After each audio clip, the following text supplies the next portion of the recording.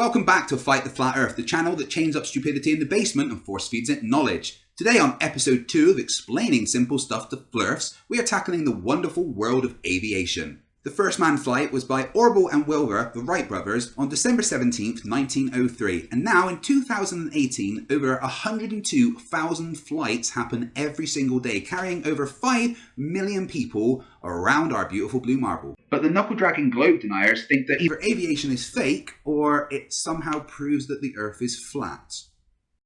We're living on a disk, floating through space, with a tiny sun.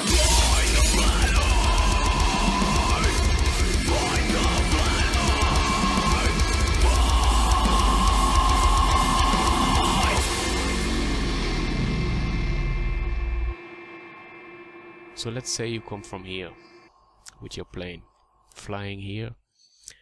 You're probably going to fly until here, and then you're gonna turn to 40, a heating of 40 to line up with the runway. But in the time you're flying here, and it's 600 kilometers spinning this ball. Yeah, that's something I don't understand. This is another favourite of Flerfs, and the simple answer is that the atmosphere is spinning with us. That means as aeroplanes need to use the atmosphere to fly, that means the planes will be going whatever speed the Earth is spinning, plus whatever speed the plane is going. However, there is a difference in flight times when going east compared to west, because there's prevailing headwinds that go in an easterly direction that are caused by the Coriolis effect. So, before planes take off, they calibrate their gyroscopes and they set it to level, and it's set level according to how it's sitting on the ground at the present moment before it takes off. And that will be leveled out according to how it was calibrated on the ground. And then it will just cruise at its cruising altitude for however long they need to cruise for. Even if they're flying across the Atlantic Ocean or whatever, that gyroscope will not move from perfectly level status. So it doesn't matter where you're going or how long the trip is, that gyroscope remains perfectly level. So that's indicating that the plane is flying over a perfectly level Earth. A gyroscope is an instrument that maintains its rigidity in 3D space. This means it will stay level when tilted. However, when an aircraft turns, a force is applied to the gyro, which, via precession, applies a perpendicular force to gravity to a gimbal. The gimbal helps to maintain the level of the gyro while still giving it free movement in 3D space. Because of the way a gyroscope works on an aircraft, it will keep the plane perpendicular to gravity, which means that at an average cruising altitude of say 40,000 feet, it will keep it at 40,000 feet. No matter where it is around the globe. 40,000 feet is still 40,000 feet. Another favourite of the flatties is that when they're in an aeroplane they can't see a curve, therefore Earth is flat. Well, you're only 40,000 feet up.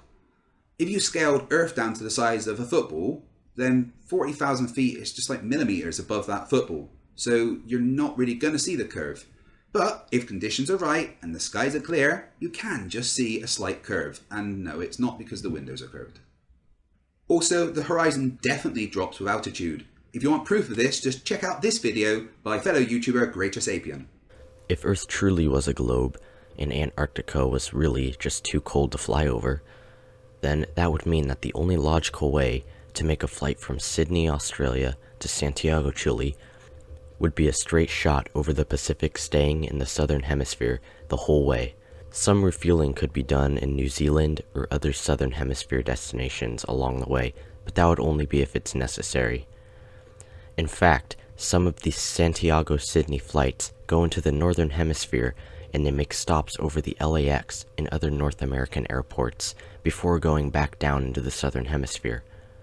Such insane, ridiculous detours would make no sense on the globe, but then they make perfect sense when applied to the flat Earth.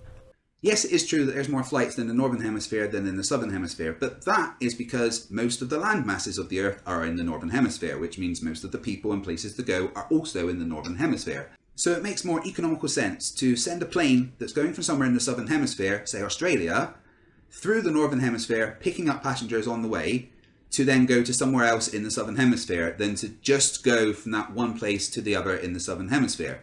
Like getting more people on a bus, it makes more money for them. However, there is flight routes that only go through the southern hemisphere. Here's a few examples.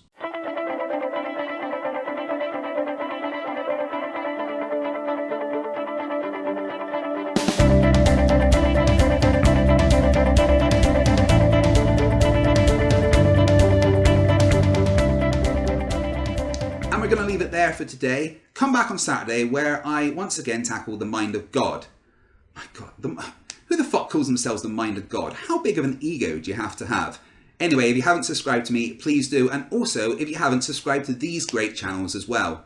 Thanks very much. Remember, stupidity is not a right. Fight the flat earth. We're living on a disk, floating through space, with a tiny sun